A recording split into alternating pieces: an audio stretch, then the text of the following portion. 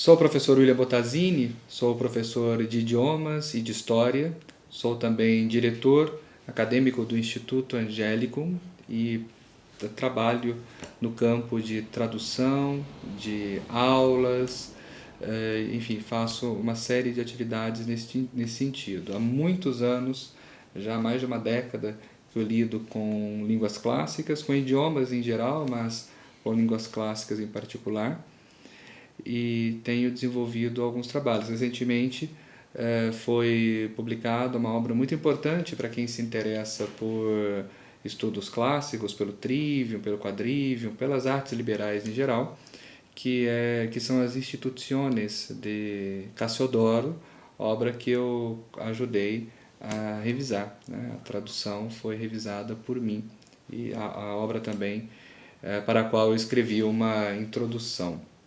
Então, a minha atuação em geral é essa. Recentemente também ingressei no campo do ensino domiciliar, o chamado homeschooling. Eu tenho assessorado algumas famílias que querem transmitir o conhecimento de latim para os seus filhos e não sabem por onde começar, não sabem que material usar, a partir de qual idade iniciar os estudos e assim por diante. Então, esta tem sido a minha atividade. Então, resumindo, idiomas, história e tradução de grandes obras para a língua portuguesa. Nós falaremos, portanto, da lírica católica. Nós vamos apresentar aqui algumas pinceladas das grandes composições, dos poemas, das obras poéticas escritas sob uma óptica já cristã. Quando nós falamos de literatura cristã, as pessoas tendem a pensar muito facilmente nas grandes obras teológicas, nos tratados filosóficos, nas obras de apologética, enfim, em textos mais voltados para a apresentação da doutrina. Mas a sensibilidade cristã, desde sempre, procurou expressar-se também na leveza dos versos e na beleza dos poemas, dos cânticos e dos hinos. Então, ao longo da minha fala, nós vamos ver que desde os seus primórdios, em períodos ainda apostólicos, nós observaremos os cristãos procurando exaltar a beleza, a majestade, a glória de Deus através de versos. Isso tanto nos textos gregos quanto nos textos latinos, e esta tradição poética cristã continuou também pelas línguas derivadas do latim, as chamadas línguas românicas.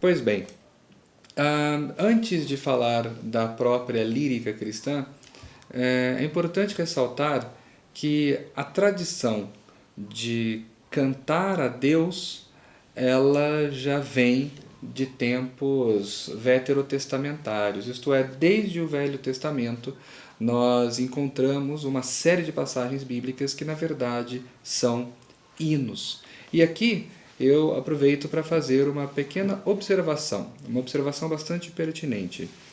Muitas edições da Bíblia, quer edições que tragam o texto original em grego, em hebraico, ou o texto traduzido, elas não têm este cuidado de mostrar para o leitor que aquela passagem, na verdade, não é um texto de prosa, não é um texto que deve ser lido como nós lemos uma narrativa histórica, mas é um poema.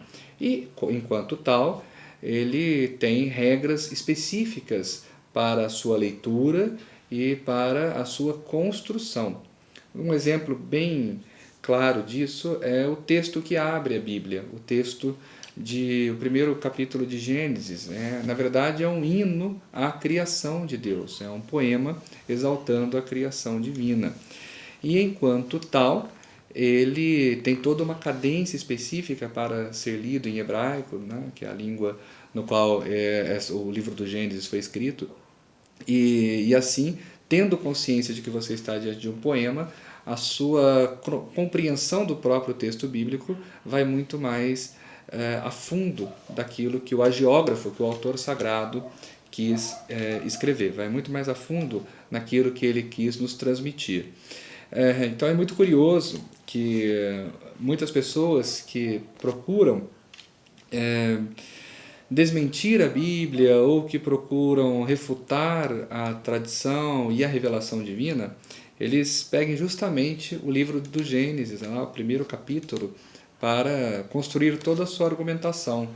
Mas ali está falando isso, aquilo, olha lá, como é que Deus fez isso primeiro e depois outra coisa, isso não é possível, tal. Bom, em linhas gerais, aquele texto nada mais é do que um poema, um verso, uma poesia que exalta a criação divina acima de tudo. Um texto revelado, evidentemente, que traz as verdades eternas de que Deus criou todas as coisas e todas as coisas criadas por Ele guardam determinada ordem. Aí a criação de Deus, ela conserva uma ordem hierárquica que leva os seres dos menos perfeitos aos mais perfeitos numa escada de Jacó que culmina no próprio Deus, tanto que o próprio apóstolo Paulo, na Epístola aos Romanos, dirá inclusive que os pagãos são indesculpáveis. E por quê? Porque não contemplaram a glória de Deus, as coisas invisíveis, nas coisas visíveis. Então, a partir das coisas visíveis, nós podemos chegar à realidade invisível. Em linhas gerais, de maneira muito sumária, é disso que trata o livro do Gênesis, é disso que trata aquelas primeiras passagens.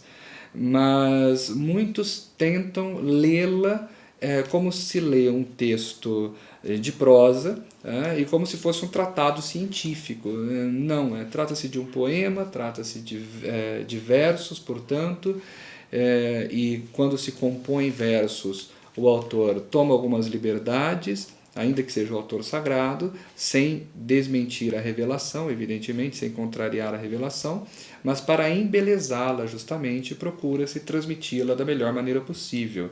E a maneira mais bela de transmitir as coisas é justamente através dos versos. Então, tendo isso em mente, nós observamos que desde o Velho Testamento o homem ele procura expressar a sua relação com Deus, procura falar com Deus e de Deus através de versos. E o Velho Testamento está repleto disso. Aliás, há um livro inteiro só disso, que é o livro dos Salmos. Há outro livro inteiro só disso, que é o Cântico dos Cânticos, por exemplo. Uma obra mística magnífica, já estudada a fundo por São Bernardo de Claraval. Então, enfim, desde sempre a revelação, o homem neste contato com Deus, o homem que recebe essa revelação divina, ele eleva a alma de volta a Deus em forma de poesia, em forma de versos. E em todos os momentos, então, nós encontramos no Velho Testamento uma série de cânticos, uma série de versos. Em Êxodo, a exaltação por sair do Egito. Nós vamos ter também outros versos em Levítico. O livro de Daniel traz um cântico formidável, magnífico e maravilhoso, que é o cântico dos 3 jovens lançados à fornalha, Cedraque, Mesaque e Abdenego. Então, é o cântico em que eles exortam todas as coisas criadas a louvar a Deus, a cantar a Ele, a louvá-lo pelos séculos sem fim. Novamente, tudo isso guarda uma métrica específica, tudo isso guarda uma configuração de texto muito própria. E é uma pena que muitos textos bíblicos, muitas traduções, não tragam essas coisas. Eles simplesmente amontoam tudo lá numa coisa só, juntam tudo numa coisa só, amontoam as coisas ali e depois apresentam como se tudo fosse prosa. E não é.